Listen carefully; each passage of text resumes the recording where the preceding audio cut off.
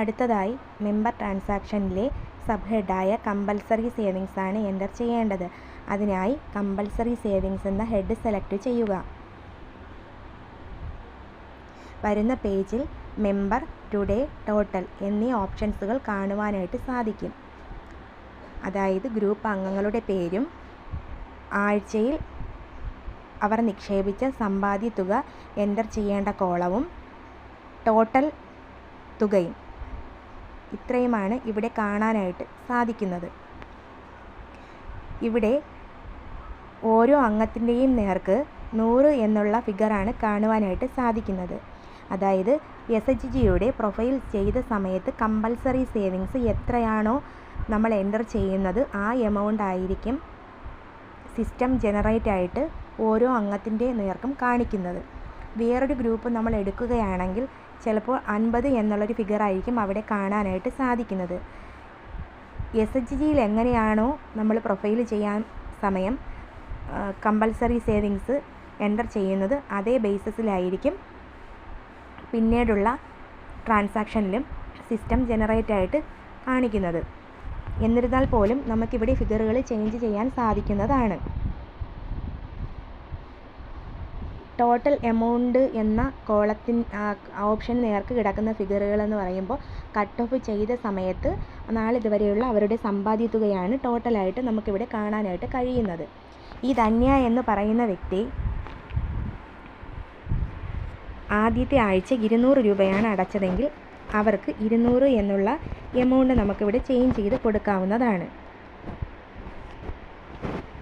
അപ്പോൾ ടോട്ടൽ തുക ഇവിടെ ആഡായി വരുന്നത് നമുക്ക് കാണാനായിട്ട് സാധിക്കും. അതുപോലെ ഓരോ അംഗവും ആ ആഴ്ചയിൽ എത്ര രൂപയാണ് നിക്ഷേപിച്ചത് എന്നുള്ളത് നമ്മളിവിടെ എൻ്റർ ചെയ്യേണ്ടതാണ്. എങ്ങനെയാണ് എൻ്റർ ചെയ്ത് സേവ് ചെയ്യുന്നതെന്ന് നോക്കാം.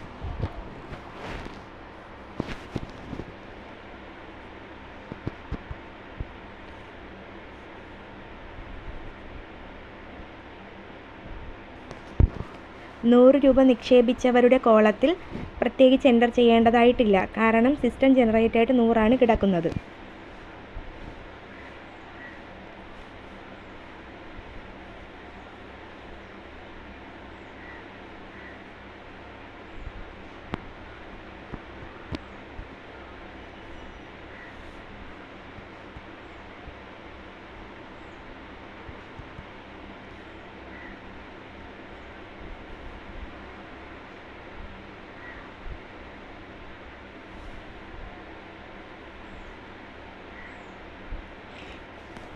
ഷീല എന്ന പേര് റെഡ് കളറിലാണ് കാണാനായിട്ട് സാധിക്കുന്നത്. നമ്മൾ അറ്റൻഡൻസ് കൊടുത്ത സമയത്ത് ഷീല എന്ന വ്യക്തി അബ്സെൻ്റ് ആയിരുന്നു. ആയതിനാലാണ് ഇവിടെ റെഡിൽ അവരുടെ പേര് കാണിക്കുന്നത്. അതുപോലെ തന്നെ നമ്മൾ അറ്റൻഡൻസിൽ അബ്സെൻ്റ് കൊടുത്തത് കൊണ്ടാണ് ആ കോളത്തിന് നേർക്ക് 0 കാണിക്കുന്നത്. അതേസമയം ഒരു വ്യക്തി വന്നില്ലെങ്കിലും സമ്പാദ്യ തുക ഗ്രൂപ്പിൽ എത്തിച്ചിട്ടുണ്ടെങ്കിൽ നമുക്കിവിടെ എൻ്റർ ചെയ്യാവുന്നതാണ്. അതിനായിട്ട് യാതൊരു പ്രശ്നവും വരുന്നില്ല.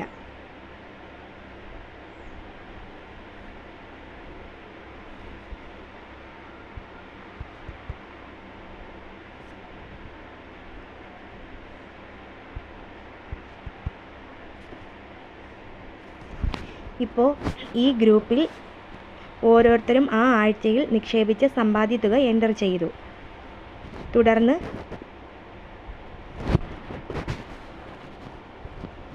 അതിൻ്റെ ടോട്ടൽ എമൗണ്ട് കാണുവാനായിട്ട് നമുക്ക് സാധിക്കും. അതുപോലെ തന്നെ നമ്മൾ ഓരോ അംഗത്തിനും നിക്ഷേപ തുക കൊടുക്കുമ്പോൾ ടോട്ടൽ തുക ഇവിടെ എൻ്ററായി വരുന്നതും നമുക്ക് കാണാനായിട്ട് സാധിക്കും. തുടർന്ന് സേവ് എന്നുള്ള ഓപ്ഷൻ ക്ലിക്ക് ചെയ്യുക.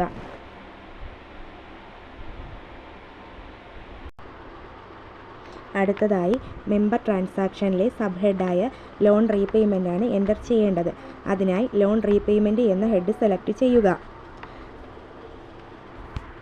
വരുന്ന പേജിൽ വായ്പ എടുത്ത അംഗങ്ങളുടെ വിവരങ്ങളാണ് കാണുവാനായിട്ട് സാധിക്കുന്നത്. ഇതിൽ ഏതംഗമാണ് ഈ ആഴ്ചയിൽ, അതായത് റെഗുലർ എൻട്രി ചെയ്യുന്ന ആഴ്ചയിൽ വായ്പ തിരിച്ചടച്ചിട്ടുള്ളത് എന്ന് നോക്കി അവരുടെ പേരിൽ ക്ലിക്ക് ചെയ്യുക.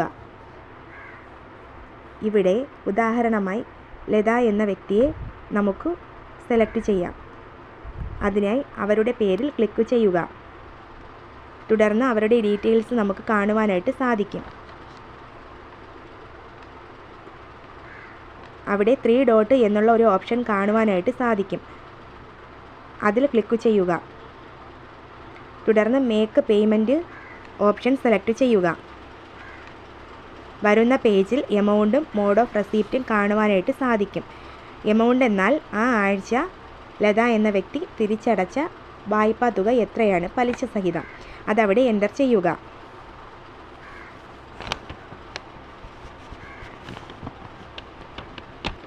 അടുത്തതായി മോഡ് ഓഫ് റെസിപ്റ്റ്.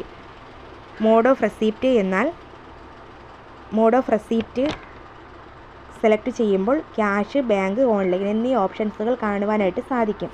ക്യാഷ് എന്ന ഓപ്ഷൻ സെലക്ട് ചെയ്യുക. മോഡ് ഓഫ് റെസിപ്റ്റ് ക്യാഷ് ആണ് കൊടുക്കേണ്ടത്. തുടർന്ന് സബ്മിറ്റ് ചെയ്യുക.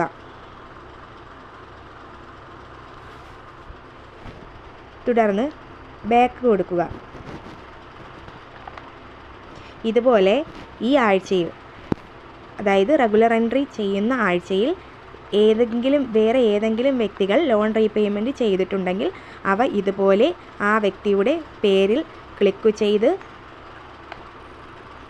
നെക്സ്റ്റ് 3 ഡോട്ടിൽ ക്ലിക്ക് ചെയ്ത് മേക്ക് ഓഫ് പേയ്മെൻറ്റ് കൊടുത്ത് അവരുടെ എമൗണ്ടും മോഡ് ഓഫ് റെസിപ്റ്റ് എന്നുള്ള ഓപ്ഷൻ ക്യാഷും സെലക്ട് ചെയ്ത് സബ്മിറ്റ് ചെയ്ത് സേവ് ചെയ്യുക.